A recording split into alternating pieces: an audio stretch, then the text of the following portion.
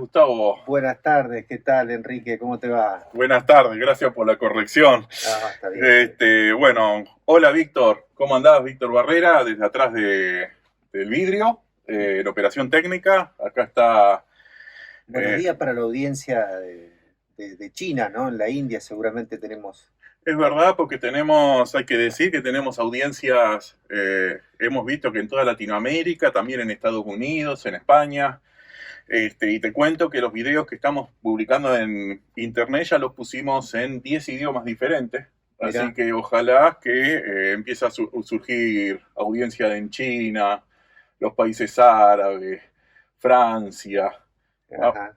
Mucho cariño en los comentarios, ¿no? Mucho afecto. Hay que decir, sí, que también la gente nos está dejando comentarios y los animamos a que nos dejen comentarios. Hay comentarios muy lindos. Y Todo también es constructivo. ¿Eh? Todo es constructivo, las críticas también. Y hay comentarios un poco feos. Siempre invitar a que dejen sus comentarios con educación. Claro. Y tratar de argumentar, porque aunque no estén de acuerdo con quienes hablamos de este lado del micrófono, lo interesante es que sean expresión de opiniones fundadas, ¿no? Sí. Es importante el debate, el intercambio de ideas, no cerrarse, ¿no? Con lo que uno tiene para decir. Otra novedad es Ajá. que este es nuestro primer programa del año. Este es nuestro primer mes. Estamos cumpliendo un mes, así que ya somos unos viejitos de un mes. En realidad este es nuestro quinto programa. Ya cumplimos un mes, ¿no? El programa pasado. Yo estoy contando mes cumplido. Entonces soy yo un desastre. Estoy llevando mal las cuentas. Pero está bien. Bueno.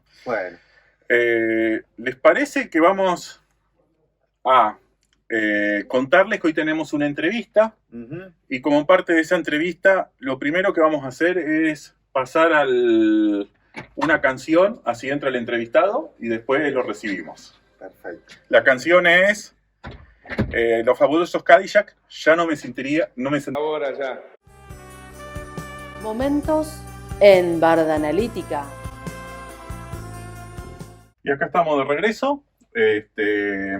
Bueno, hacemos una presentación. Nosotros tenemos nuestros estudios para toda la gente que nos escucha de afuera de donde vivimos. Así que nosotros tenemos nuestros estudios en la radio municipal Sayhueque, que queda en la ciudad de Centenario, provincia de Neuquén, en Argentina.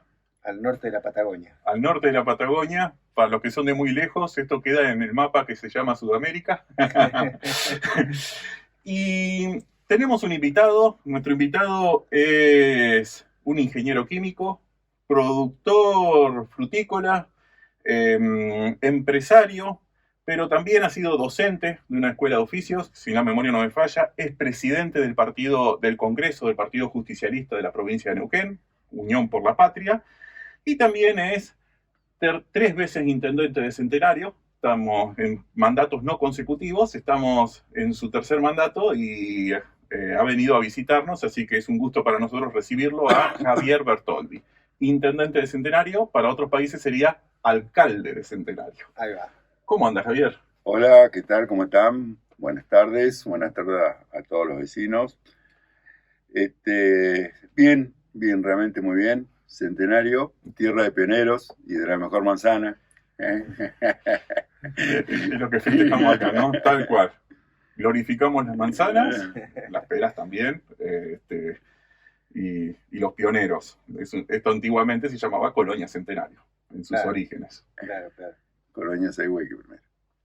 De hecho hay un monumento en la primera rotonda, ¿no? En homenaje a los pioneros. Sí, tal cual. Bueno, este es un programa que nos dedicamos a política nacional e internacional, así que la idea es un poco preguntarle esas cosas. Bueno. Entiendo yo que usted ha estado haciendo campaña por Unión por la Patria, por la candidatura del presidente Massa, un poco, ¿qué piensa? Sí, yo creo que se ha ido mejorando el tema de la campaña. No arrancamos muy bien en las PASOs, que creo que fue que no se hizo campaña. Después, en la elección general, realmente Massa anduvo muy bien. Un 37% es un porcentaje de tercios, como se da la elección, muy importante. Ese tercio es el más importante. Así que, bueno, ahora esperando el balotaje, ¿no? Viendo un poquito lo que hablan los candidatos y los que hablan del otro tercio que quedó afuera, que Juntos por el Cambio, que realmente se está rompiendo a mil pedazos. Y bueno, creo que un poco es el tercio que va a definir la elección, ¿no? Entonces, yo creo que ahí Massa está muy bien posicionado, más allá que hoy tenemos un gran problema en el tema de los combustibles, de las naftas. Bueno, siempre antes de las elecciones los empresarios se encargan de subir el dólar, de faltar la nafta. Bueno, hacen cosas como para que no gane el oficialismo, ¿no? Pero creo que en la población Massa es el candidato más serio y creo que es el único que tiene equipo de trabajo como para sacar el país adelante, que vivimos evidentemente en una crisis bastante profunda, bastante difícil, que nos afecta a todos los argentinos. Usted recién mencionó el petróleo. Somos una centenaria, está en la famosa región de Vaca Muerta.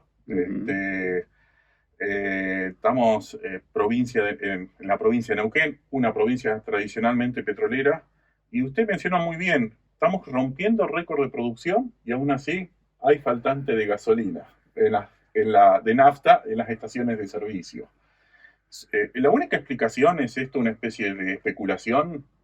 No, yo no creo que sea solamente especulación. Yo creo que esto pasa con casi todos los productos argentinos. Fundamentalmente lo venimos viviendo hace años en el campo, donde varias veces nos faltó trigo para producir harina porque se exporta más porque, bueno, evidentemente conviene por el cambio del dólar. A los productores le conviene exportar más que a los exportadores. Y en el tema hoy en día del petróleo y del gas, pasa exactamente lo mismo. Como estamos teniendo una muy buena producción tanto de petróleo como de gas, se empieza a exportar, ¿no? Se empieza a exportar tanto a Brasil, a Chile, a países europeos.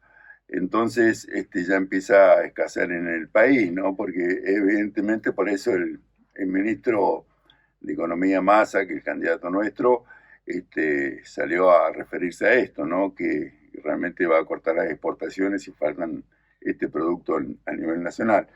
Entonces, bueno, es esto, ¿no? Yo creo que siempre al empresario le interesa mucho el bolsillo y no le importa tanto la patria. Entonces, creo que hay que regular, para eso está el Estado. Tiene que haber regulaciones y fuertes regulaciones como para que no nos pase esto, ¿no? Es como que se está recuperando un poco la autoridad política, ¿no? Yo me acuerdo de otros momentos también de escasez que tienen que ver con los famosos cuellos de botella de la Argentina, donde de repente la economía crece y no hay suministro de combustible porque no alcanza la producción, no da abasto. No es el caso ahora. No, para nada el caso.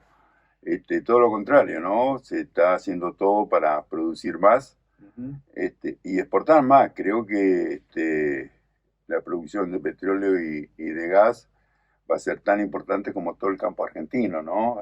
Para Argentina en unos años más, que ahí nomás lo tenemos, la gran producción de petróleo y de gas va a ser muy importante para la economía del país, ¿no? Tanto el campo, el petróleo y el gas, el litio, son tres productos importantes que se van a exportar y que van a beneficiar mucho a los argentinos. Entonces, se está haciendo una fuerte apuesta en esto, por eso el gasoducto Néstor Kirchner, que ya se hizo la primera etapa y la segunda etapa va hasta Santa Fe para conectar con el gasoducto a Brasil y a Bolivia.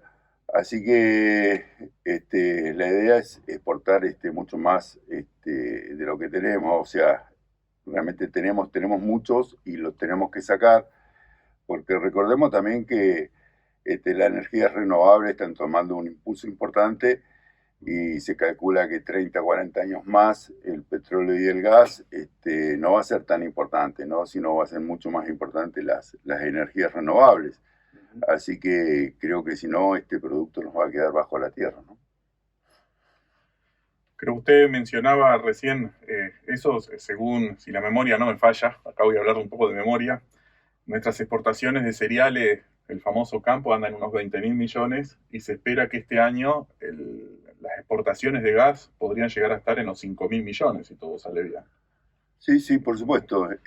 Tanto el petróleo y el gas, o sea, la importancia de Vaca Muerta es esto, ¿no? Va a ser tan importante como todo el campo argentino. O sea que realmente, y esto también lo tiene que saber la gente, o sea, YPF es la gran empresa que lleva adelante todo esto, ¿no? Que es la que invierte, que busca nuevos emprendimientos, nuevos pozos, y en distintos lugares del país, no solamente aquí en Vaca Muerta, sino en otros lugares también. Y si gana Milei, ya sabemos, ya lo ha dicho él, ¿no? Que va a privatizar YPF, en donde si privatiza YPF sabemos lo que hace una empresa privada, que es extraer lo que está y después se va. O sea que no hay inversiones. Entonces, para el país realmente va a ser un inconveniente enorme para el futuro del país, porque las empresas privadas es esto, ¿no? Si sacan todo lo que tienen ahí a mano y después se van, y lamentablemente también va a quedar mucha gente sin trabajo. Así que por eso es preocupante que gane Milei, ¿no? Porque él lo ha dicho, que lo que primero va a hacer es vender YPF. ¿Y quién no va a querer comprar YPF, no? Realmente, teniendo Vaca Muerta, cualquier empresario o grupo de empresarios va a querer comprar YPF.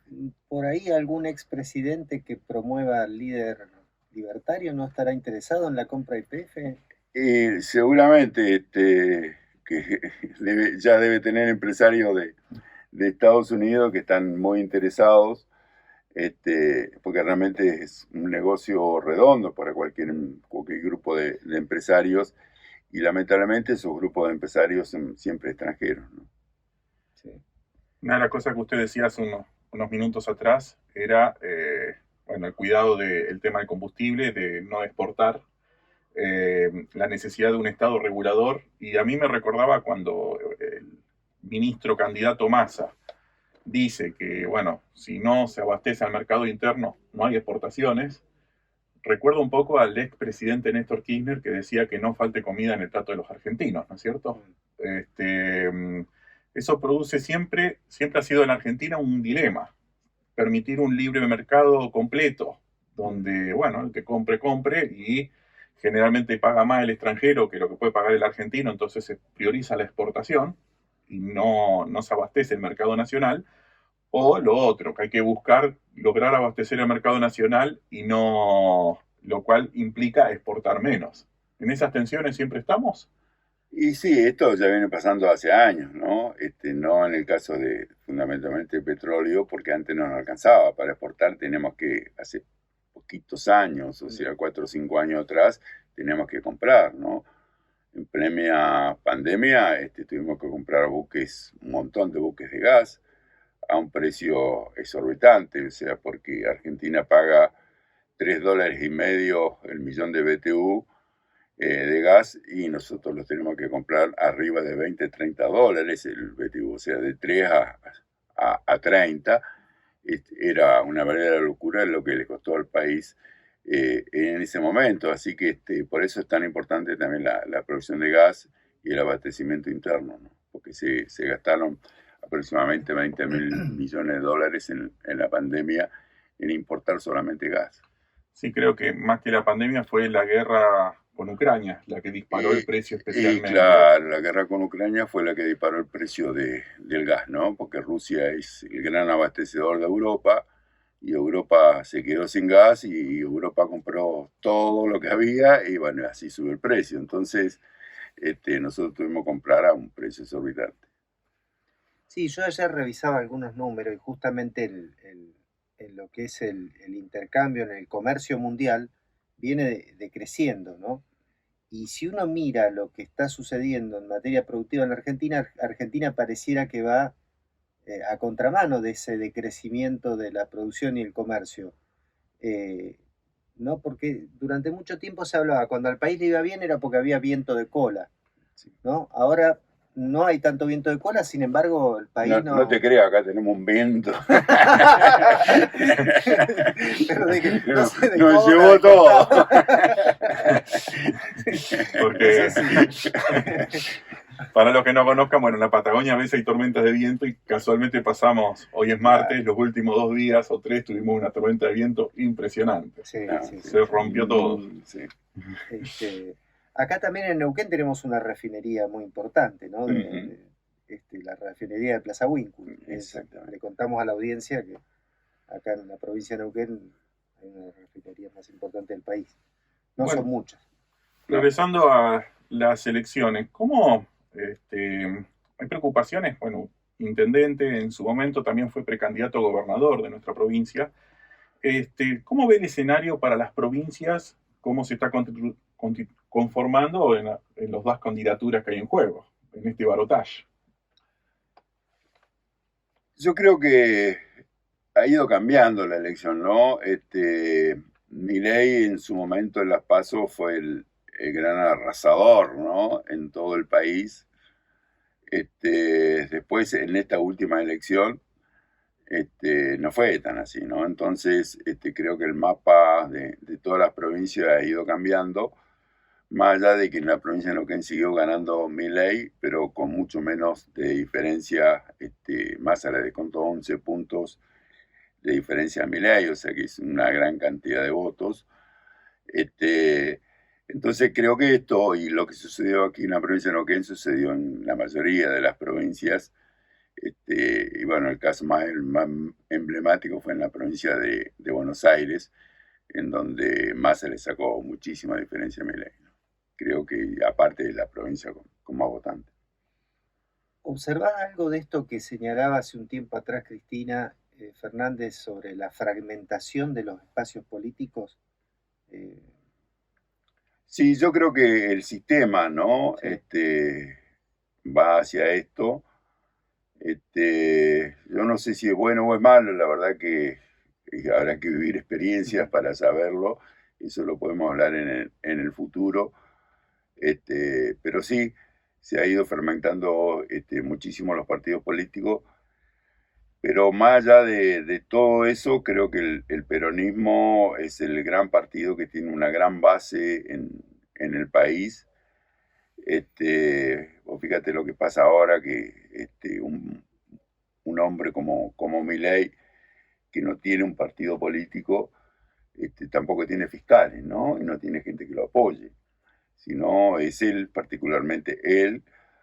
En cambio, Massa sí tiene una estructura atrás muy importante, en donde, bueno, colaboran todos en el país para que Massa llegue, ¿no? Entonces, creo que esa es la diferencia entre teniendo un partido político fuerte como es el peronismo a no tenerlo, ¿no? Algo al respecto destacaba Enrique en uno de los videitos chiquititos que hacemos para YouTube, los llamados shorts, sobre esto de la virtud del sistema democrático argentino, que un partido sin tener prácticamente fiscales, nadie puede decir que acá se le robaron votos. No, sí, realmente el sistema de boleta que hay, de boleta de papel, es muy bueno en el país, ¿no? Entonces, más allá que un poco a veces incordioso por las boletas largas, pero creo que es un sistema muy transparente, ¿no? Y fácil de controlar. Bueno, si le parece, vamos a ir a una pausa. ¿Cómo no? Pero antes de pasar a la pausa, vamos a presentar un pequeño discurso. Ayer estamos conmemorando los 40 años de democracia. Ayer se conmemoraron un día como ayer, hace 40 años atrás, los argentinos estábamos dejando atrás un periodo muy oscuro de nuestra historia y yendo a votar por primera vez. Y después de votar por primera vez, el ganador resultó el candidato del radicalismo, Ricardo Alfonsín, y él hizo un discurso. Bueno, lo vemos para sumarnos a todos estos homenajes, pero también es una forma de mantener viva la historia y mantener vivo las cosas que si no se trabajan todos los días en mantenerlas se pueden perder. Así que vamos a presentar este breve discurso de Raúl Alfonsín, una versión sintética, e inmediatamente pasamos a la tanda publicitaria. Agradezco el esfuerzo porque ha sido la participación de la ciudadanía argentina en su conjunto lo que ha garantizado que este proceso de democratización de los argentinos culminara con éxito. Un médico, por favor, allá. Que iniciamos una nueva etapa en la Argentina, que es necesario, absolutamente necesario, que todos comprendamos que este día en el que inauguramos una etapa nueva en la Argentina, en el que inauguramos un largo periodo de paz y de respeto por la dignidad del hombre de los argentinos.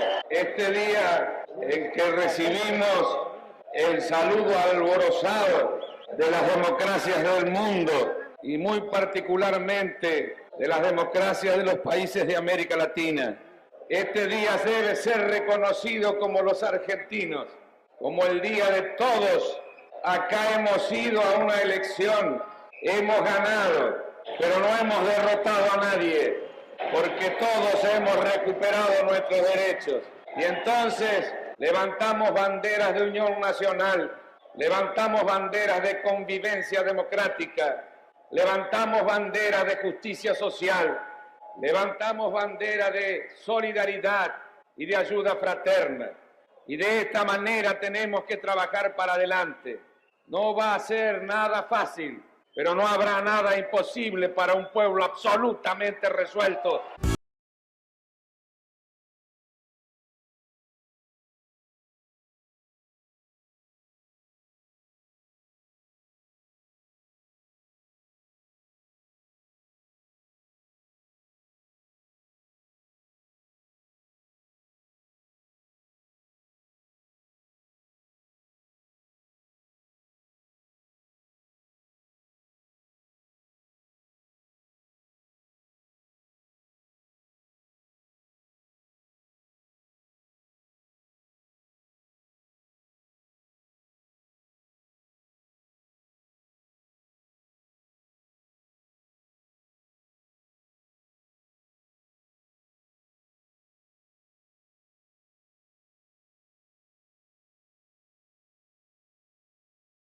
Los acuerdos que el gobierno de Venezuela y la oposición llevan adelante en Barbados por iniciativa del gobierno de Noruega, se cuelan por la ventana en el conflicto de Medio Oriente entre el Estado de Israel y Hamas. ¿Por qué decimos esto? Porque Estados Unidos estaría habilitando a que PDVSA, Petróleos de Venezuela, pudiera realizar exportaciones de crudo al país del norte. Esto tiene que ver con varias cosas. En principio, por ejemplo, con las amenazas de Qatar de cortar suministros de gas en el mercado internacional si se llevan adelante más bombardeos sobre la franja de Gaza. También en respuesta a las acciones del Estado de Israel en la franja de Gaza, Arabia Saudita con Rusia se pusieron de acuerdo para recortar la producción de petróleo. Hace aproximadamente un mes, el gobierno de Venezuela y la oposición vienen llevando adelante una serie de negociaciones con el objeto de restablecer el régimen electoral, las elecciones en el país caribeño. Además de ello, también se discute el levantamiento de sanciones que Estados Unidos ejerce en el comercio internacional contra empresas hidrocarburíferas venezolanas. El levantamiento de unas pocas de las cientos de sanciones que Estados Unidos ejerce sobre las empresas venezolanas le permitiría al país caribeño colocar cerca de 200.000 barriles diarios de crudo, capitalizando ingresos por 3.600 millones, lo que implica un crecimiento del 2% de su Producto Bruto Interno. Hace aproximadamente una semana, el país sufre una crisis por falta de combustible en las estaciones de servicio. El problema parece empezar a resolverse. El fin de semana, el ministro de Economía y actual candidato a presidente de Unión por la Patria anunció que las empresas que no solucionaran el problema de abastecimiento de combustible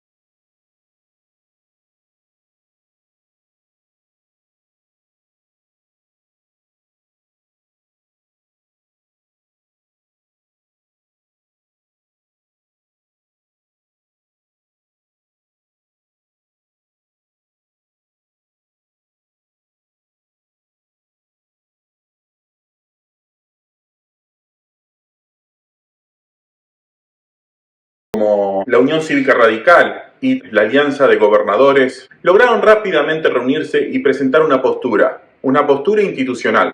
Pero como el PRO no pudo, sus referentes partidarios tuvieron que presentarse exponiendo sus pareceres a título personal. Larreta tuvo que presentarse a título personal, una clara expresión de que su poder había quedado diluido. No importa lo que haya dicho, casi no le queda poder. Y millones de electores tienen que optar entre las dos opciones que llegan a la segunda vuelta, incluyendo inevitablemente todas las personas que votaron a partidos o candidaturas que no prosperaron o no llegaron a esta instancia. Normalmente, nadie puede controlar la voluntad de todos estos electores que se ven obligados a tomar posiciones respecto a las dos fórmulas que llegan a esta segunda instancia. Los partidos perdedores, las alianzas perdedoras, con elegancia básicamente dicen: dejamos en libertad de acción a nuestros electores, cuando en realidad es la única opción que existe.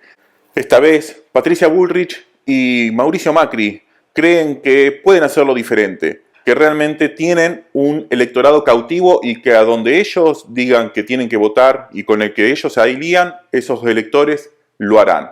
Lo sabremos en la segunda vuelta. El dilema de los partidos que pierden. Saben que como no lograron pasar a la segunda instancia, básicamente quedan fuera del juego y queda dos situaciones que deben resolver. La primera es su capacidad de inducir a sus propios electores, extremadamente limitada, por eso suelen decir con elegancia que los dejan en libertad de acción. Y la segunda, muy importante, es el posicionamiento que van a tener a largo plazo, a lo largo de los próximos 4 años en el caso de Argentina, porque tratan de mantener algo de su capital político que ya queda fuera de juego en el proceso electoral, pero que se mantiene a largo plazo. Y eso es lo que tratan de expresar en sus declaraciones. Cuando los franceses inventaron el balotage, la frase que lo sintetizaba era: en las elecciones generales se vota con el corazón, lo que uno desea, y en el balotage se vota con la razón, lo que uno considera menos peor para el país. En Argentina tenemos 3 instancias: las primarias o PASO, que votamos con el corazón, lo que deseamos; las generales, donde se vota con la razón, lo que consideramos que es mejor, más conveniente para el país, aunque no necesariamente es nuestro deseo; y en el balotage votamos con resignación. Ya no se trata tanto de votar a quien realmente queremos, sino evitar aquel que consideramos más perjudicial para nuestro país. Evitar el mal peor, quien consideramos que es perjudicial, quien queremos evitar que llegue a la presidencia. Esto es lo que está en debate ahora en Argentina. Sin duda, la noticia de mayor impacto político en la Argentina tiene que ver con el acercamiento de Patricia Bullrich, que terminó tercera en las elecciones del 22 de octubre, con Javier Milei, que terminó segundo en tales elecciones. Este acercamiento tuvo repercusiones negativas en la Alianza Cambiemos, por parte de la Unión Cívica Radical y por parte de la Coalición Cívica. Incluso dirigentes de estas dos fuerzas se animaron a decir que Patricia Bullrich y el presidente Mauricio Macri, quien fue el impulsor de esta alianza, ya estarían fuera de Cambiemos. Por el lado de Javier Milei, muchos dirigentes también se manifestaron en contra y algunos sugirieron que podrían abandonar el espacio de Javier Milei. Nos preguntamos si estas desavenencias entre los dirigentes no ocasionaría una fuga de votos hacia otras opciones en las elecciones de noviembre. Según los trascendidos en los medios de comunicación, el acuerdo firmado entre Mauricio Macri y Javier Milei consta de 11 puntos. Entre esos puntos están las medidas más polémicas sostenidas por Javier Milei en campaña, como por ejemplo avanzar con un sistema de voucher para la salud pública y la educación pública, promover la libre portación de armas, facilitar la venta de órganos, no respetar la identidad y diversidad sexual y dolarizar la economía del país, por nombrar solo algunas cuestiones. Ahora bien, si tenemos en cuenta las promesas de campaña de Mauricio Macri que fueron incumplidas durante su gobierno, como la de pobreza cero, generar 2 millones de puestos de trabajo, apoyar a las pymes que cerraron en un orden de 50 pymes por día, no sacar fútbol para todos, eliminar el impuesto a las ganancias, todas medidas que Macri no cumplió. Entonces, ¿qué garantía tendríamos de esta alianza con relación a que estos 11 puntos se cumplan? Informe en Bardanalítica. Y estamos de regreso. Como vieron, después de la tanda publicitaria, les pusimos un compilado de noticias que fuimos preparando previamente justamente para tener más contenido para el programa. Y vamos a continuar con la entrevista, ¿no? Estábamos acá detrás de cámara viendo cómo seguir y nos pareció interesante recapitular un poco la historia. Javier Bertoldi, este es su tercer mandato, pero empezó hace 16 años atrás. Así es, en el 2007. Sí. En el 2007. ¿Cómo fue la construcción de ese proyecto político para que le permitió, recordemos que acá gobernó el Movimiento Popular Neuquino durante varias décadas y fue la primera alternancia que se produjo en el poder? Sí. ¿Cómo fue construir el proyecto político que llevó a usted a la intendencia? El MPN llevaba 24 años gobernando seguido. Y nosotros hicimos una alianza, bueno, el peronismo, por supuesto, como vértebra de este proyecto, los radicales, un partido vecinal, que en su momento era Acuña. Así que construimos un espacio político distinto en Centenario para competir con el MPN. O sea, el MPN, cuando ganaba la interna, el que ganaba la interna era el intendente, ¿no? Ya era una fija. Así que, pero bueno, esta vez nadie se lo esperaba y pudimos ganar en el 2007. Y realmente nos fue muy bien, hicimos transformaciones muy importantes. Yo siempre digo, ¿no? Comparo Centenario, en su momento salíamos en los diarios, en las policiales, siempre. Teníamos una foto en blanco y negro en Centenario y nosotros a esa foto le dimos color, ¿no? Hicimos una gran transformación de Centenario. Estuvimos a la altura de las circunstancias, siempre pensando en el futuro a años hacia adelante.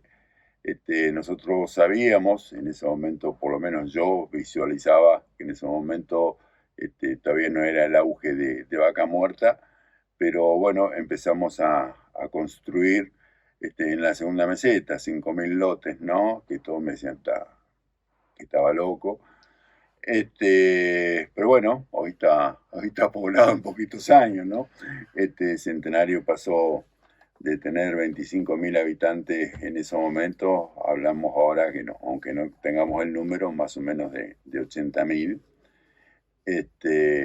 Así que es una de las poblaciones que más creció en el país, ¿no? Entonces, y bueno, y ahí se nota también lo difícil que es gobernar en Centenario, porque las demandas básicas son enormes, ¿no? Y a uno le gusta como intendente hacer las demandas básicas, pero también hacer cosas lindas, ¿no? Que a la población le sirva también un montón y la puedan disfrutar.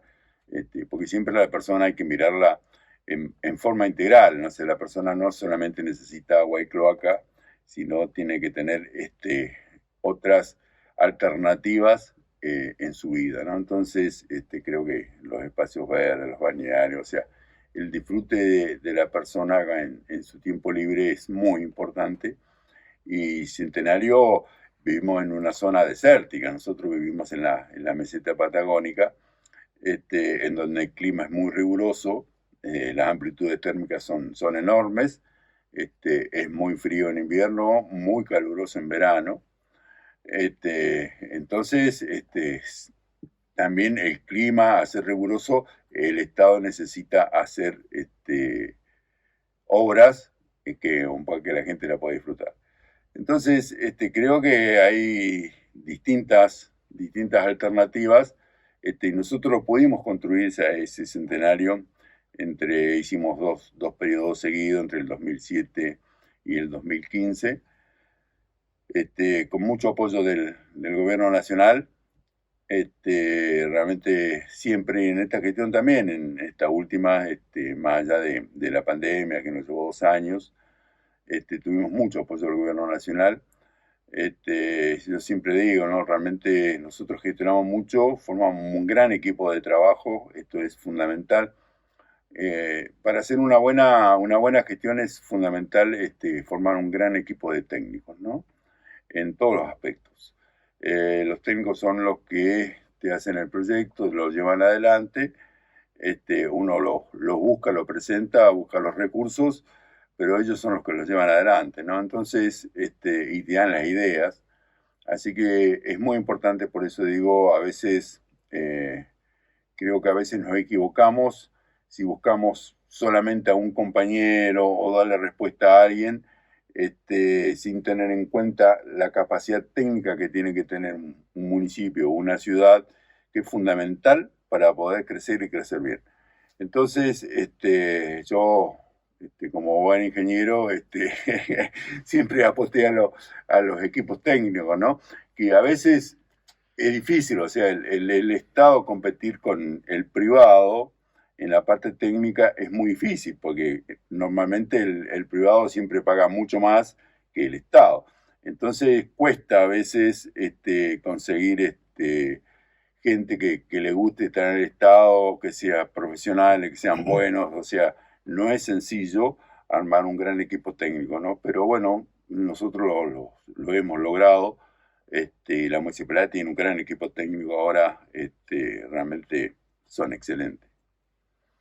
Recién mencionó toda esa coalición. Y la pregunta es, ¿fue ese un gobierno de, llamémoslo, unidad de Centenario, un gobierno, Unidad municipal. unidad municipal? Porque acá el ministro candidato Massa, no habla, postula todo el tiempo un gobierno de unidad nacional. Podríamos decir que a usted le tocó liderar un gobierno de unidad de Centenario? En ese momento sí, realmente habíamos formado una coalición importante de distintos partidos, y realmente nos habíamos dividido el trabajo, ¿no? Había muchos gente de ellos en la parte del ejecutivo como en el legislativo, así que estamos bastante divididos en el trabajo y formamos un gran trabajo, o sea, porque el primer periodo en Centenario fue bastante duro, ¿no? Un gran trabajo porque había algunas cosas bastante mal hechas, donde se iba el dinero sin sentido, y nosotros tuvimos que trabajar todo eso, y la gente no estaba acostumbrada a esto, ¿no? Estaba acostumbrado al partido político del MPN, que era mucha dádiva, y bueno, nosotros sacamos todo eso, y no fue sencillo, ¿no? Pero la gente lo entendió, y después en la próxima elección nos votó, pero el 60%, ¿no? Entonces, realmente hicimos una gestión extraordinaria, pero fue duro de entrada, ¿no? No era sencillo. A mí a veces me tenía que sacar con la policía. Y sí, porque cuando uno le toca el bolsillo a alguien que no trabaja y que cobra, bueno, era difícil. Como decía Perón, para hacer una tortilla hay que romper algunos huevos, ¿no? No, exactamente, sí, tal cual. ¿Cómo fue en esta última etapa? Me imagino que te habrá afectado el tema de la pandemia, ¿no? Como a buena parte de los ejecutivos, digo, ¿no? ¿Cómo experimentaste eso? La pandemia tiene dos lados, ¿no? El lado de la pandemia que nosotros no conocíamos, creo que nadie, y no sabíamos las decisiones que teníamos que tomar todas las semanas o todos los días, no tener una referencia concreta, por más que uno preguntaba a los médicos, a los especialistas, pero nadie tenía la justa, ¿no? Para decir, bueno, si haces esto está bien, si no haces esto está bien. O sea, nadie tenía la justa. Entonces era difícil navegar porque, mierda, no sabía si la decisión que estabas tomando era la correcta o no era la correcta. Fueron épocas difíciles, ¿no? Que se muera gente, miércoles. Para el que le toca estar al frente de un municipio, de un gobierno, un presidente, es muy difícil, ¿no? Es muy difícil. Y después, por supuesto, bueno, vino la parte de la vacuna, fue también difícil porque había mucha gente que no se quería vacunar, mucha gente que tenía miedo, o sea, se generaron un montón de situaciones muy complicadas. en la sociedad, ¿no? Donde creo que cada uno iba para el lado que podía o que le convenía. Y bueno, y ahí surgieron diferencias en la sociedad con el tema de la pandemia, muchas diferencias. Y después también la parte económica, ¿no? Creo que el país se paró, como se paró el mundo, con el tema de la pandemia, y por supuesto que nosotros no éramos ajenos, ¿no? Económicamente también nos paramos, y eso que hizo que el municipio generara deudas, ¿no? Digamos, deudas fundamentalmente con proveedores, y después nos costó un montón salir de esas deudas. Y si después viene el tema de la inflación, que complicó todo lo que es obra pública, las empresas empiezan a perder plata con la obra pública, entonces te dejan la obra pública de hacer.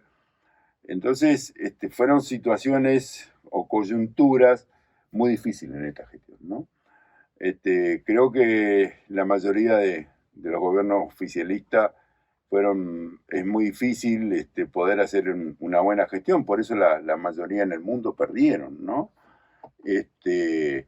Porque toda la coyuntura te llevó a no hacer una buena gestión, ¿no? O sea, o por lo menos hacer algo que la gente estaba habituada a ver, ¿no? Entonces, porque la pandemia no estaba habituada a verla, y vos le decías a un comerciante que necesitaba vender para comer, decía, no, ahora tiene que tener cerrado. O sea, el tipo, ¿qué iba a hacer? Me iba a putear, pero en todos los colores.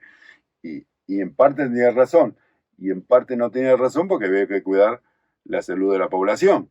Entonces, eran épocas muy difíciles de la sociedad, ¿no? Y ser intendente fue difícil, más allá de que yo siempre agradezco que los empleados municipales, todos los empleados municipales trabajaron en la pandemia, ¿no?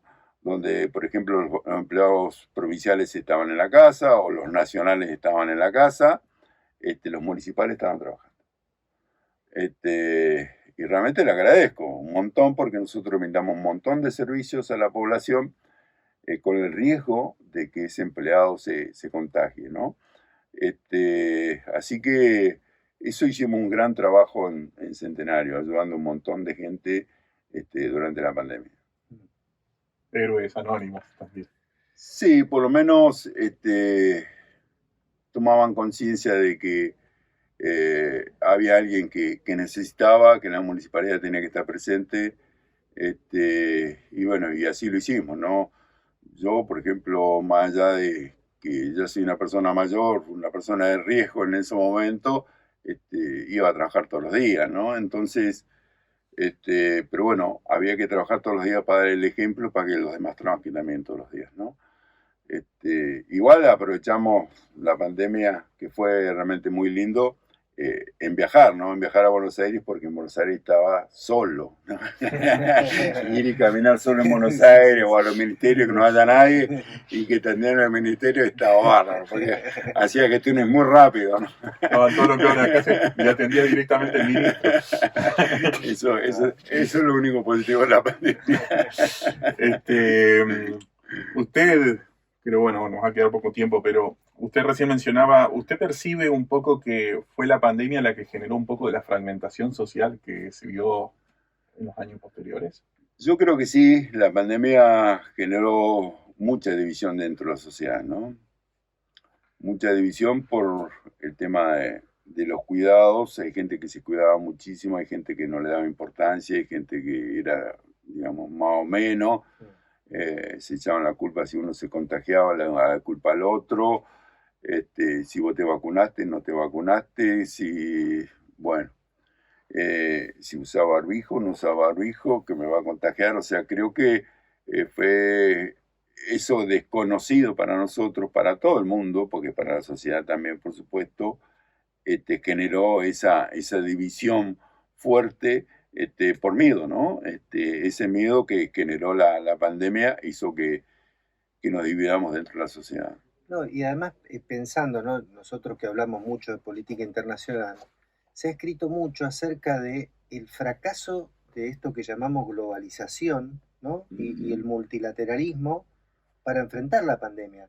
Pues vos estás reflejando acá la desorientación de los ejecutivos, digo, pero la verdad que el sistema internacional no estuvo muy a la altura de las consecuencias, que por lo menos en mi opinión, ¿no? Digo. No, porque se expandió por todo el mundo, ¿no? Entonces, evidentemente fallamos.